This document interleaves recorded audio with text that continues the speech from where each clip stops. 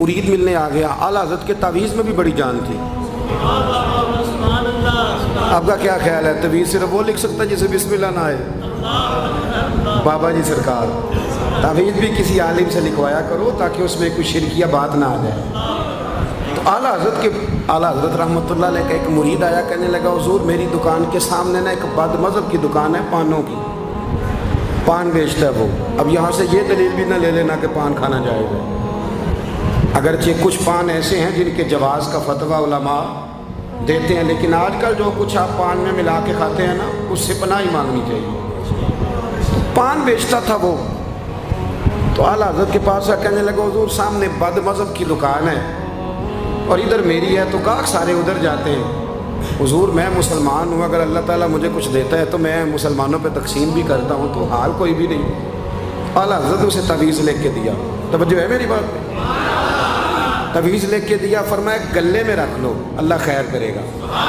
جس گلے میں پیسے نہیں ہوتے، جس کی چابی کبھی گم نہیں ہوتی، وہ ہمیشہ لوگ سنبھال کے رکھتے ہیں. وہ کہا وہ گلے میں رکھ لو. اس نے رکھ لیا. وہ کہتا ہے لائنیں ہی لگ گئی،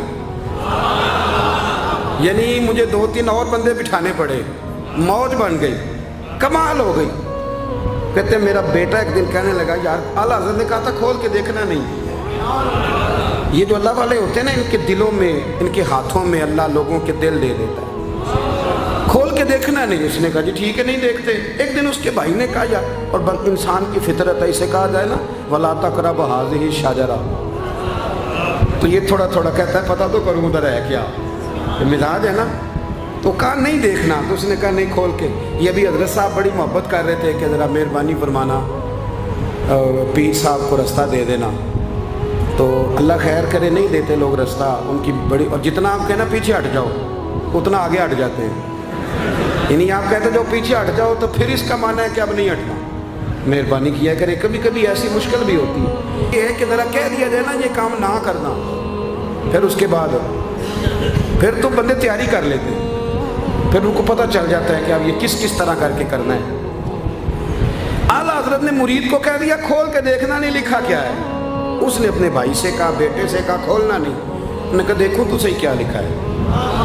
ایک دن اس نے کھولا تو لکھا پتہ کیا تھا؟ بسم اللہ الرحمن الرحیم، الصلاۃ والسلام علیک یا رسول اللہ. اور نیچے لکھا تھا مسلمانوں پان یہاں سے خریدا کرو. اور نیچے لکھا تھا فقط احمد رضا کا برے.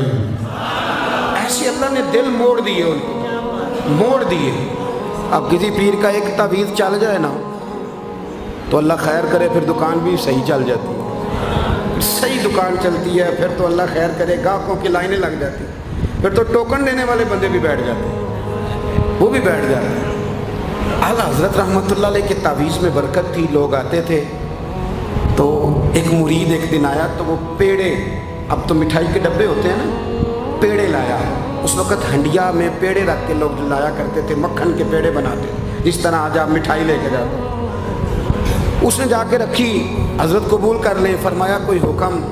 کہنے لگا کوئی نہیں، زیارت کے لیے آیا تھا. کوئی بات؟ کہنے لگا حضور کوئی نہیں، فقط زیارت. یہ تو آپ نے ایک طالب علم سے کہا کہ اندر گھر میں دے آؤ. وہ گھر میں دینے چلا گیا. بعد میں وہ کہنے لگا حضور ایک تعویذ چاہیے تھا بچے کے لیے.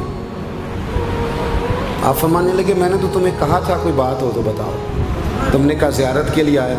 اس طالب علم کو دوبارہ بلایا. فرمایا وہ پیڑے والی ہنڈیا اٹھا کے لا، دیکھ کسی نے چکھا تو نہیں اس میں سے.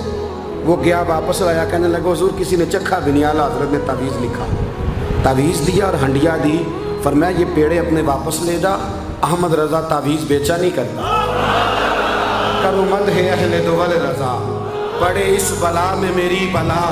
میں گدا ہوں اپنے کریم کا، میرا دین پارا ہے نام. اعلیٰ حضرت رحمۃ اللہ علیہ نے بڑی خودداری وقار کے ساتھ، وقار، ساری زندگی سیٹھوں نوابوں سے تعلق نہیں بنایا. پتہ کیا ہے، جب امیر لوگ، جب فقیر لوگ بھی امیروں سے تعلق بنانے لگتے ہیں تو غریب بیچارے پھر پسماندہ رہ جاتے ہیں. جب پیر صاحب بھی کسی امیر کا ماتھا چومتے ہیں نا، چلو ان کی نیت اچھی ہوگی کہ چندہ دے گا، مدرسہ بنے گا، کون سا ذات کے لیے مانگتے ہیں، لیکن غریب پس جاتا ہے. میلاد کی محفلیں آئیں گی نا تو جو اشتہار چھپا کے دے گا وہ اسٹیج پہ بیٹھے گا.